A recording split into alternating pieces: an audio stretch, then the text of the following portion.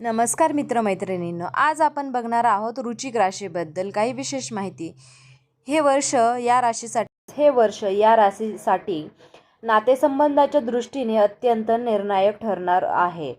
अनेक वर्षात मनात साचलेली वेदना, मनस्ताप, गैरसमज, एकतर्फी जबाबदारी आणि न बोललेले सत्य आता पृष्ठभागावरील हे वर्ष तुमच्यासाठी भावनिक स्वच्छतेचे वर्ष आहे. काही नाती जी फक्त सवयींमुळे, समाजाच्या भीतीमुळे किंवा कर्तृत्व म्हणून टिकत आहेत, तीच आता स्वतःहून तुटण्याच्या दिशेने जातील. हे तुटणं अविनाश नसून पूर्वजन्माची प्रक्रिया असेल. गृहस्थिती पाहता शनी, राहू आणि केतू यांच्या सूक्ष्म परिणाम तुमच्या सप्तम, अष्टम आणि द्वादश भावावर टाकतील. हे भाव विवाह, गुपित, वेदना, कर्मबंधन आणि मुक्तीशी संबंधित आहेत. त्यामुळे 2026 मध्ये नात्याचा खरा चेहरा उघड होईल. खालीलप्रमाणे कोणती नाती तुटू शकतात आणि कोणते नाते अधिक मजबूत होतील याचा सविस्तर आढावा घेऊयात.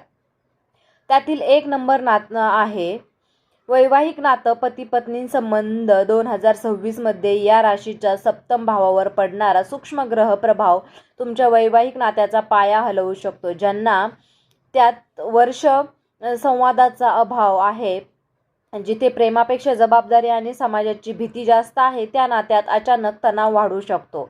लहान सहान गोष्टीवरून वाद वाढतील, कारण आज साचलेली नाराजगी बाहेर येईल. जर जोडीदार तुमच्या भावनांकडे सतत दुर्लक्ष करत असेल, तर तुमच्या कष्टाची कदर नसेल किंवा मानसिक दडपण देत असेल, तुम्हाला वेगळं होण्याचा गंभीर विचार मनात येईल. काही प्रकरणात वेगळं राहणं तात्पुरती दुरावात किंवा फायदेशीर पावलं हे कायदेशीर उचलण्याची वेळ येऊ शकते. पण त्याच ज्या विवाहातून तुम्ही अजूनही परस्पर माणसं समजून आणि सुधारण्याची इच्छा आहे, ते नातं तुटणार नाही.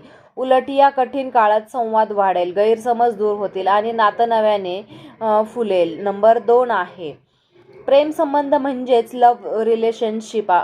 प्रेमात प्रामाणिक असतात, पण अनेकदा समोरच्याच्या खोट्या आश्वासनांवर विश्वास ठेवतो.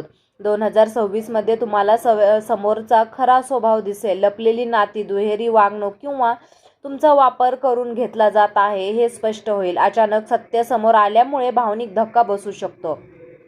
काही जणांसाठी हा ब्रेकअप अत्यंत वेदनादायक असेल, पण पुढे जाऊन तेच तुमच्यासाठी आशीर्वाद ठरेल. जिथे नातं पारदर्शक विश्वासावर आधारित आणि भविष्याचा स्पष्ट विचार करून चाललं आहे, ते आता प्रेम अधिक दृढ होईल. या विवाहाची शक्यता निर्माण होईल. नंबर 3 आहे मैत्रीचं नातं. खोल सत्य उघड होणार. काही मित्र जे तुमच्या यशावर जळतात, तुमच्या यशाबद्दल मागे बोलतात, फक्त स्वार्थासाठी जवळ असतात, त्यांचा खरा चेहरा समोर येईल. एखादी घटना, गैरसमज किंवा विश्वासघात यामुळे ही मैत्री तुटू शकते. तुम्हाला जाणवेल की काही लोक फक्त तुमच्या शांत आणि मदतीच्या स्वभावाचा फायदा घेत आहेत. 2026 मध्ये तुम्ही अशा लोकांपासून दूर जाण्याचा ठाम निर्णय घ्याल, पण खरे, निस्वार्थी आणि वर्षानुवर्ष साथ देणारे मित्र तुमच्यासाठी आधारस्तंभ ठेवतील. संकटाच्या काळात तेच तुमच्या पाठीशी उभे राहतील. नंबर 4 आहे कौटुंबिक नातं. नातेवाईक आणि भाऊ बहीण. तणाव, स्पष्टता घरात. काही व्यक्ती तुमच्या निर्णयांवर सतत प्रश्न उपस्थित करतात, तुमच्या कमाईकडे व संपत्तीवर लक्ष ठेवतात किंवा तुमच्या चांगुलपणाचा गैरफायदा घेतात. 2026 मध्ये अशा व्यक्तीशी वाद वाढवू शकतो, जो वारसा, पैशांचे व्यवहार, मालमत्ता किंवा घरातील जबाबदाऱ्या यावर मतभेद तीव्र होऊ शकतात. काही नातेवाईकांशी संवाद पूर्णपणे बंद होण्याची शक्यता आहे, परंतु आई वडील, जिवलग, भाऊ बहीण किंवा ज्या व्यक्तींना तुमची खरी काळजी आहे त्यांच्याशी नातं अधिक घट्ट होईल. तुम्हाला कळेल की आपल्या माणसांची ओळख संकटातच होते. नंबर 5 आहे कामाच्या ठिकाणाचे संबंध. ऑफिस, व्यवसाय, धक्कादायक सत्य आणि नवीन दिशा. तुम्ही ज्या सहकाऱ्यांवर किंवा पार्टनरवर विश्वास ठेवतात, तेच तुमच्या विरोधात काम करत आहेत हे समोर येऊ शकते. ऑफिस पॉलिटिक्स, मत्सर, तुमचा श्रेय दुसऱ्यांनी घेणं अशा घटना घडू शकतात. बॉस किंवा वरिष्ठांसोबत गंभीर मतभेद होऊ शकतात. तुम्हाला नोकरी सोडावीशी वाटू शकते किंवा व्यवसायातील पार्टनरशिप सोडण्याचा निर्णय घ्यावा लागू शकतो. हा निर्णय त्या क्षणी कठीण वाटेल, पण पुढे जाऊन तो तुमच्या करिअरसाठी अत्यंत लाभदायक ठरेल. नवीन संधी, नवीन लोक, अधिक सन्मान देणारं वातावरण तुमची वाट पाहत असेल. नंबर 6 आहे स्वतःशी असलेलं नातं, आत्मसन्मानाचा पुनर्जन्म. 2026 मध्ये या राशीला सर्वात मोठी जाणीव होणार आहे, ती म्हणजे आपण स्वतःला किती वर्ष दुर्लक्षित केलं. इतरांसाठी धावताना व त्यांच्या मनाचं भावना जपत असताना तुम्ही स्वतःच्या भावनांकडे पाठ फिरवली. यावर्षी मनात दडलेला राग, दुःख, अपमान आणि अपूर्ण इच्छा स्पष्टपणे जाणवतील. तुम्ही काही म्हणायला शिकाल, स्वतःची मर्यादा आखाल. जे तुमच्या मनोशांतीला धक्का देतात त्यांच्यापासून अंतर ठेवण्याचा ठाम निर्णय घ्याल. आत्मपरीक्षण, एकांत, लेखन, ध्यान, प्रार्थना याकडे ओढ वाढेल. ही प्रक्रिया वेदनादायक वाटेल, पण याच प्रक्रियेतून तुमचा आत्मसन्मान पुन्हा उभा राहील. तुम्ही स्वतःला प्राधान्य देऊ लागाल. नंबर 7 आहे कोणते नाते नक्कीच तुटणार नाही. टिकून राहण्याची कारणे. ज्या नात्यांमध्ये परस्पर आधार आहे, जिथे चुका मान्य करण्याची तयारी आहे, जिथे संवाद प्रामाणिक आहे आणि जिथे दोघेही नात्यांसाठी प्रयत्न करतात, ती नाती यावर्षी अजून मजबूत होतील. अशा नात्यांमध्ये वाद होतील, मतभेद होतील, पण ते तात्पुरते असतील, कारण त्या नात्यांचा पाया विश्वास, समजुतीवर उभा आहे. तुम्हाला जाणवेल की लोक खरोखर तुमच्या आयुष्यात आशीर्वादासारखे आहेत.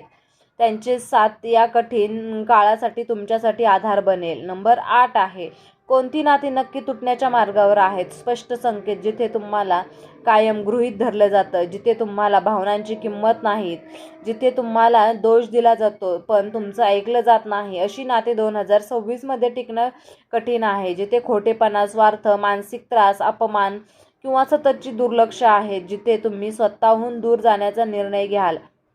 तुम्हाला कळेल की हे नातं टिकण्यासाठी तुम्ही एकटेच प्रयत्न करत होतात.